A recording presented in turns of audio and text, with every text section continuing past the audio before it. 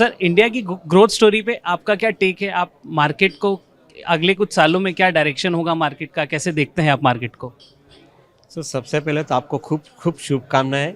आपकी आगे की जर्नी के लिए मैं काफ़ी उत्सुक हूँ, क्योंकि जो हिसाब से इंडिया लेवल के ऊपर हम लोग ग्रो कर रहे हैं, वहाँ पे आपकी जो मार्गदर्शन रहेगी वो इन्वेस्टर के लिए काफ़ी महत्वपूर्ण रहेगी अगले समय के लिए। तो बहुत बहुत शुभकामनाएं।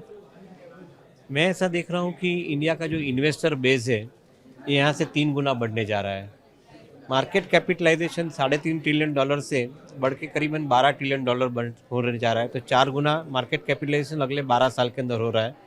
और ये 12 साल के अंदर 4 गुना मार्केट कैप होता है, तो जो इन्वेस्टर का बेस है वो अगले 5 साल के अंदर 3 गुना होएगा। And this is where I think मैं ऐसा समझता हूँ कि आपका जो कारोबार है वो बहुत महत्वपूर्ण रहेगा, क्योंकि इन्वेस्टर को लाने के लिए आपका माध्यम से इन्वेस्टर मार्केट में आते हैं।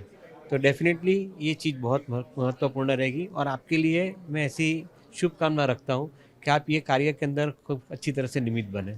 सर, जैसे मार्केट कैपिटलाइजेशन की बात हुई, इंडिया की ग्रोथ की बात हुई, तो एक छोटा सा सवाल कि जो आम निवेशक हैं उसको आप पोटेंशियल रिस्क से बचने के लिए क्या राय देना चाहेंगे, कि क्या राय हो सकती है जिससे वो बचे रिस्क से? आई थिंक एक चीज़ तो ऐसी है कि डिसिप्लिन, दूसरी चीज़ रहती है डिटर्मिनेशन, और तीसरी चीज़ रहती है ड्रीम। ये 3 चीज़ आपके साथ में रखनी पड़ती है। ड्रीम को रखना है, ड्रीम को फुलफिल करने के लिए डिटर्मिनेशन रखना है, और डिटर्मिनेशन के साथ में आपको डिसिप्लिन जोड़नी है। इन्वेस्टर मेरे ख्याल से ये 3 चीज़ के ऊपर थोड़ा ध्यान दे तो मेरे ख्याल से उसको डेफिनेटली सक्सेस मिल सकती है। हम लोग टाइम एंड अगेन डिसिप्लिन चूक जाते हैं। जैसे मार्केट में तेज़ी बढ़ती है तो हम लोग स्टोरी सुनना चालू कर देते हैं, हम लोग अभ्यास छोड़ देते हैं। अभ्यास छोड़ेंगे, डिसिप्लिन टूट गई, डिसिप्लिन टूट गई, ड्रीम टूट गया। ये चीज़ को आप ध्यान में रखें। दूसरी चीज़, मार्केट के अंदर सब्जेक्ट समझने के लिए फॉर्चुनेटली काफ़ी लोग काफ़ी हद तक नए एडवाइज़र आते हैं मार्केट के अंदर। इन्वेस्टर का एक कार्य बनता है कि एडवाइज़र के साथ में जुड़ जावे।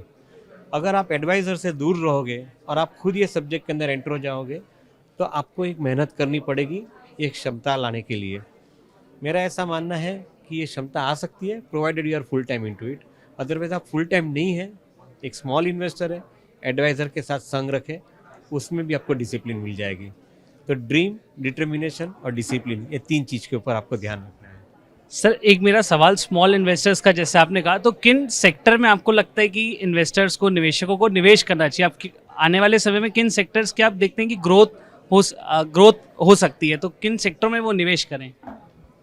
कंजम्पशन का थीम एक शॉर्ट थीम है, क्योंकि जैसे मैंने बताया कि इंडिया की इकोनॉमी $12 ट्रिलियन होने जा रही है अगले 12 साल के अंदर। पर कैपिटा इनकम $2000 से बढ़ के $10,000 होने जा रही है।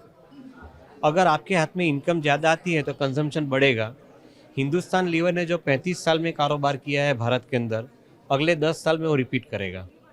तो अगर आपका इन्वेस्टर के हिसाब से आप कंजम्पशन के साथ में जुड़ जाते हो, तो चांसेस आर दैट कि you will not lose money.